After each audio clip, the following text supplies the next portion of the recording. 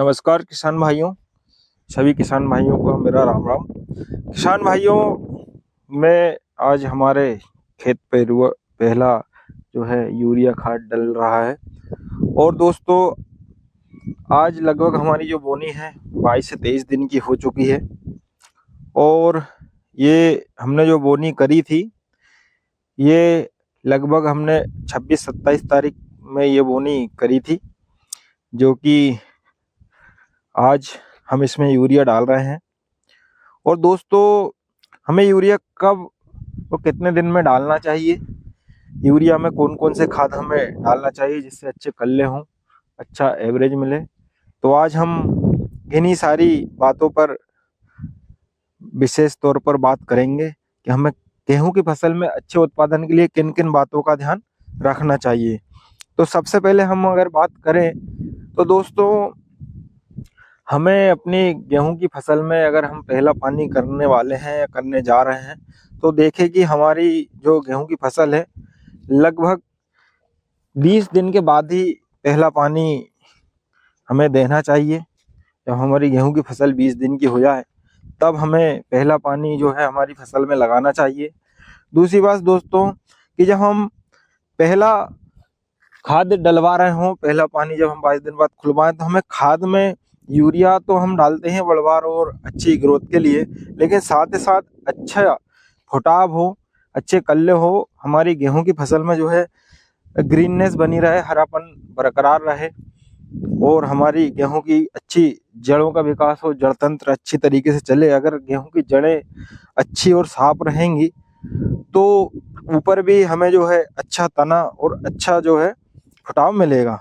तो दोस्तों, आज हम इन सभी बातों पर बात चर्चा करेंगे। तो दोस्तों, सर्वप्रथम अगर मैं बात करूं तो हमें गेहूं की फसल में जो है पहला पानी 21-22 दिन बाद क्यों देना चाहिए, क्योंकि जो भी कृषि वैज्ञानिक हैं उन्होंने बताया है कि लगभग 20 से 25 दिन बाद गेहूं में जो जड़ों का विकास होता है, उन जड़ों को क्राउन रूट्स या उस स्थिति को CRI स्टेज कहते हैं। इस समय गेहूं जो है हमारा खाद खाने की अवस्था पर रहता है, खाद खींच ले, मतलब जड़ों का विकास जो रहता है, तो वो जड़ जो है खाद को खाकर या ग्रहण करके हमारे पौधे तक पहुंचाती है। तो ये वो अवस्था होती है जिसको हम CRI स्टेज कहते हैं। दोस्तों, दूसरी बात कि अब हमें इस स्थिति में कौन कौन से खाद डालना चाहिए। या तो दोस्तों, हमें इस स्थिति में ये जब हमारा गेहूं की फसल 20-22 दिन की हो जाती है तो हमें जो है सल्फर WDG 80% 3 से 4 किलो एकड़, साथ ही साथ दोस्तों हमें या कोई माइक्रोराजा, माइक्रोन्यूट्रिएंट या फिर ह्यूमिक एसिड पहले खाद पर मिलाना चाहिए, जिससे कि हमें जो है गेहूं की जड़ों का अच्छा फुटाव होता है और अच्छे कल्ले होते हैं। अब हमें सल्फर क्यों मिलाना चाहिए दोस्तों? सल्फर जो है दोस्तों अच्छे हरे कलर के लिए, हरेपन के लिए बहुत कारगर होता है। दूसरी बात दोस्तों, ये जो है फंगस का भी काम करता है, फंगिसाइड का काम करता है, फफूंदीनाशक का काम करता है, जिससे जड़ों की पौधे की जो है गेहूं की जड़ बढ़िया तरीके से साफ रहती है। और अगर जड़ों में कोई रोग नहीं रहेगा तो फसल जो है अपने आप ग्रोथ करती है। तो इसलिए हमें सल्फर मिलाना चाहिए। सल्फर और भी प्रकाश संश्लेषण में मदद करता है, पौधे में हरा रंग बनाने में मदद करता है, फंगिसाइड का कार्य भी ये अच्छी तरीके से करता है। दूसरी बात दोस्तों, मैंने बताया था ह्यूमिक एसिड। ह्यूमिक एसिड भी एक प्रकार का दोस्तों हार्मोन का काम करता है इस हमारी गेहूं की फसल में। और ये जो है एक प्रकार से फसल का रक्त समझ सकते हैं इसको, कि ये जैसे ही हम हमारी फसल में ह्यूमिक एसिड का जो है छिड़काव करते हैं तो 1-2 दिन के अंदर ही जो हमारी फसल है वो ग्रीननेस पे आ जाती है, हरापन ले लेती है, जड़ों का अच्छी तरीके से फुटाव होता है। तो इस प्रकार से अगर हम हमारे खेतों पर या हमारी फसल में सल्फर और ह्यूमिक एसिड का इस्तेमाल करते हैं तो बहुत ही शानदार रिजल्ट देखने को मिलता है।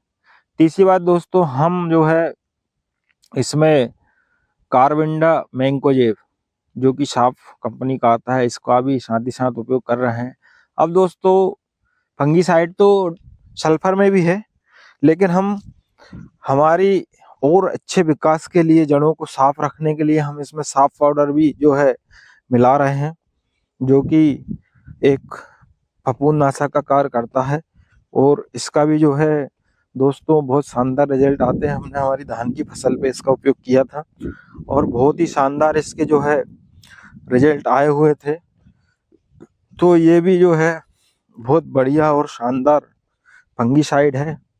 तो दोस्तों मैं इसकी अगर बात करूं तो बहुत ही जो है अच्छा और बहुत शानदार प्रोडक्ट है।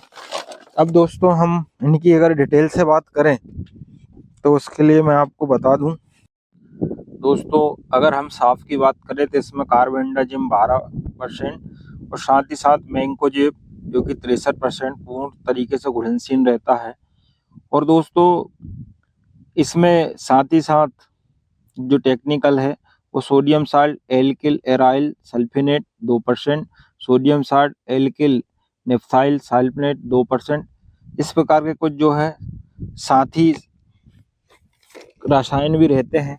दूसरी बात अगर हम करें दोस्तों सल्फर की, तो सल्फर में भी जो है ये पूर्णतः घुलनशील होती है। इस पर ये फंगीसाइड रहती है जो कि संपर्क में आने से फफूंद को नष्ट करती है।